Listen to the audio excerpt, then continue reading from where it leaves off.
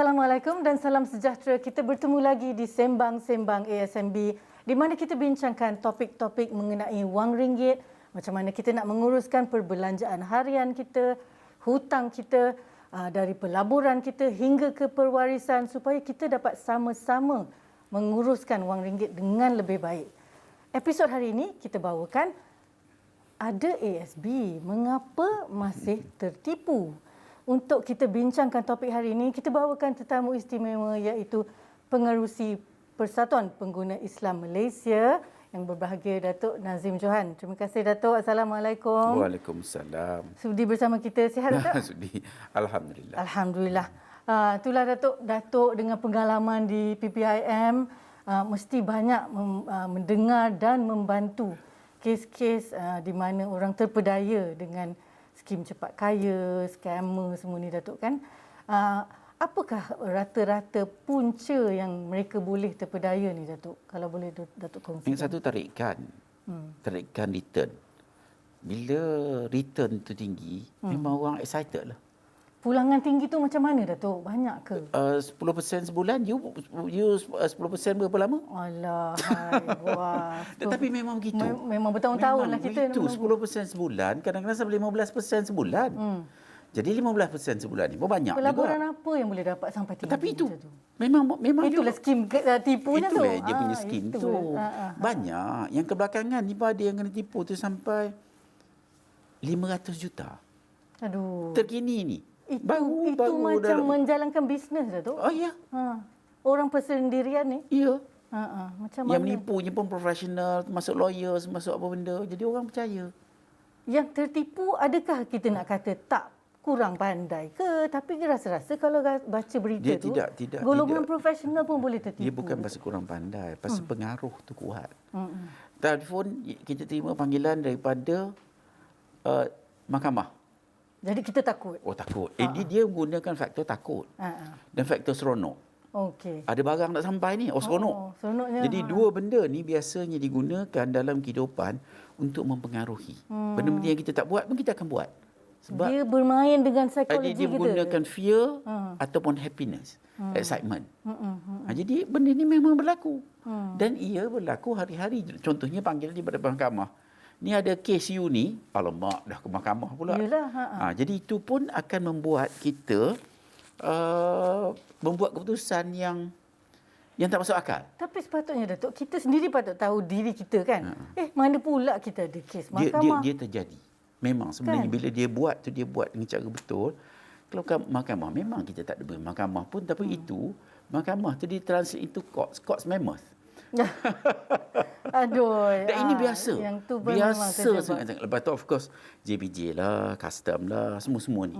Polis lah. Jadi orang jadi takut, jadi macam-macam. Dan kadang-kadang memang dia ada kes. Dan kadang-kadang dia pun tak nak banyak kes, bagi-bagi je lah. Dan benda ini terjadi dalam keadaan sebersalah. Dan itu yang saya sebut tu. Antara benda yang kita kena buat adalah kita kena bertanya kepada kawan-kawan kita, kita punya office mate ke, benda ni macam ni. Pasal dia orang biasanya dia akan cakap, ini peluang untuk you je, you jangan cerita kat orang. Jadi ini biasa berlaku. Jadi kalau apa-apa tanya kawan, aku dapat call, betul ke ni? Betul ke kan? Lepas tu tanya pula orang lain, betul ke ni? Betul. Kalau tidak, kita tak sempat nak check benda tu dah berlaku. Dan benda ni berlaku, dia cakap macam ni, you kena buat keputusan sekarang. Itulah. Jangan tak boleh tunggu-tunggu. Dia tak bagi you fikir banyak kali ni. Dan ada seorang cikgu ni, dia kena gores dan menang je. Akhirnya dia jual rumah dia lebih kurang 700,000 bagi ke grup ni. Macam mana boleh nak suruh gores? Pasal dia kata jangan tanya. Jangan tanya. Dia punya kakak, dia punya saudara, doktor lah, PhD holder lah, whatever. Tapi dia kata jangan tanya. Pasal nanti kalau orang lain pun dapat you punya share, buat apa kata dia. Jadi kadang-kadang ada lah dia punya greed factor tu pun ada lah. Ataupun kadang-kadang balasan. Aduh. Jadi kan Datuk, macam mana kita nak mengenali benda-benda ni sebenarnya skim. Ini bukan. Ini skim. Ini rancangan yang betul, pelan yang betul. Dan macam mana kita nak latih diri kita supaya katakan tak nak. Terima kasih, saya tak nak. Nak katakan tak nak tu kadang-kadang, mana tahu kau dapat. Jadi ada juga yang menang loteri. Tapi kita lebih kena mendidik. Contohnya macam ASB, dia kena melatih generasi. Ini bukan melatih satu orang. Dia melatih satu generasi, dua generasi untuk diindoktrinatekan dengan bijaksana. Ya. Jangan macam ni, jangan macam ni. Pasal kita ni, kehidupan kita biasanya melalui indoktrinasi. Contohnya, tiap-tiap bulan kau kena simpan 100. Suka tak suka kau simpan. Buat je lah. Tak ada duit kau pinjam. Ni betul ni. Dia ajar. Tak ada duit, kau tak ada 100, kau pergilah pinjam 100 kat mana mana, kau pergi bayar kemudian. Tapi you make it a point. Jadi that indoctrination is very critical. Tapi pilih pelaburan yang selamat. Of course lah. Macam Maksud saya ASB lah, simpanan. Maknanya kalau simpanan itu perlu dibuat secara berterusan supaya dia become budaya. Budaya tu yang nak dihidupkan tu. Jadi sepatutnya masyarakat kita kena ingat, kalau nak pulangan yang sekian, kena melabur lamalah, jangka panjang. Biasanya kan? kena gitu. Dan mesti biasakan. Tapi pasal tak ada indoktrinasi tu, mana-mana dan je. Dia nak yang cepat. Yang cepat. Biasa Hari nak ni, cepat dan lebih apa ni, menarik. Kan? Ini indoktrinasi setahun pun 6% ni nak buat apa? Kita pun dapat tiap bulan 10% contohnya lah. Jadi mungkinkah antara sebab yang kenapa dia ramai yang boleh terpedaya tu, Datuk, adalah adakah keperluan hidup, adakah perasaan tamak, atau adakah kurang ilmu? Macam mana, Datuk? Dia bercampur-campur. Terpengaruh, seronok. Lepas tu yang promoter tu pula, ni kes ni. Ada satu kes, 600,000 juga. Tak pernah jumpa orang. Tak pernah berjumpa. Tapi disebabkan yang sebelah sana tu suaranya luar biasa dan dia ni orang politik sibuk, tak ada sempat apa benda. Dia invest. Boleh je lah. Boleh je lah. Tak apalah. Biar dulu. Punya percayanya. Percayanya. Dia mudah. Dia bila dah percaya tu, dia nak menangkan tahap kepercayaan tu lah. Dia jadi begitu. Jadi ini berlaku, yang betul-betul berlaku di luar sana lah. Bukannya daripada cerita-cerita itu. Ini memang kisah benar. Jadi maknanya siapa yang nak suruh menyimpan itu kena mengantasi apa yang berlaku. Betul. Maknanya kena cerita ke depan.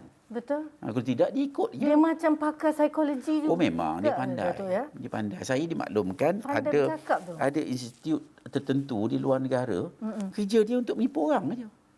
Dia memang melatih macam mana menipu. Mungkin tak sampai lah macam cerita James Bond tu kot. Tapi lebih kurangnya begitu.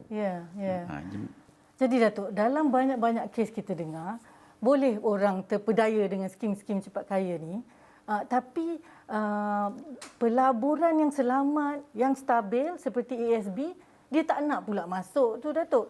Kenapa agaknya masih menjauhkan diri dari ASB? ASB kena tambah offer. Tambah apa, Datuk? Tambah offer. Tambah 2% ke apa benda ke, tambah whatever lah, supaya dia bring about excitement. Pasal kalau tidak, dia jadi macam alamak, sama dengan apa ni, tabung haji, sama dengan lain-lain. Jadi tinggi sikit. Sikit. Jadi nak kena tambah lebih sikit. Maknanya tambah sesuatu. Because it can be done. Benda ni ada dia punya kaedah supaya membawa excitement, supaya orang kata, mainlah kita buat. Dia yang itu tu tak ada. Jadi ASB tu kena jadikan diri dia memperbaharui sesuatu yang menariklah untuk golongan muda sekarang. Bangunan baru tu ke? Bangunan baru. Untuk datang melawat. Untuk melawat ke apa benda ke, tak nak tunjuk. Pasal orang ni nak tengok daripada apa yang dia nak perolehi. Ini dia lambang kejayaan ke sesuatu ke yang memberi keyakinan. Dan ini bukan setakat saja, you pun jadi shareholder contohnya. Betul. Jadi sebelum kita akhiri episod hari ini, Datuk, sedikit pesanan untuk para penonton kita hari ini. Silakan, Datuk. Nombor satu, sentiasa bertanya. Make sure bertanya, jangan sorok-sorok. Ada kawan saya, simpan sendiri. Dia bukan simpan sendiri. Dia kena tipu, Kores dah menang. Dalam 60,000 dia kena tipu barang. Jadi dia letak dalam kereta. Balik rumah, bini dia mengamuklah kat dia. Lepas tu, tak apalah nak buat macam mana. Dia pun ambil barang letak kat kereta orang lain. Nak jadi cerita, ini wakil rakyat, bukan wakil rakyat.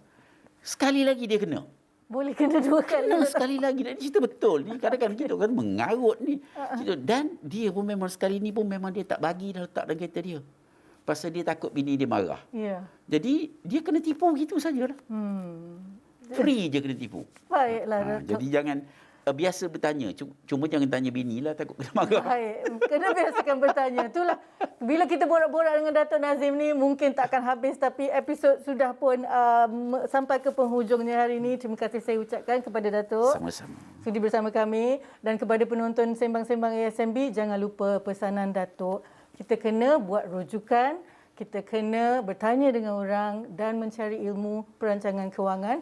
Itu sebablah anda bersama kami di Sembang-Sembang ASMB. Jadi teruskan menyaksikan episod-episod seterusnya dengan macam-macam lagi topik. Bagaimana kita nak menguruskan wang ringgit dengan lebih baik lagi. Bukan sembang sebarang sembang. Ini Sembang-Sembang ASMB untuk kita hidup senang, insya-Allah. Janji jumpa lagi. Terima kasih dan Assalamualaikum.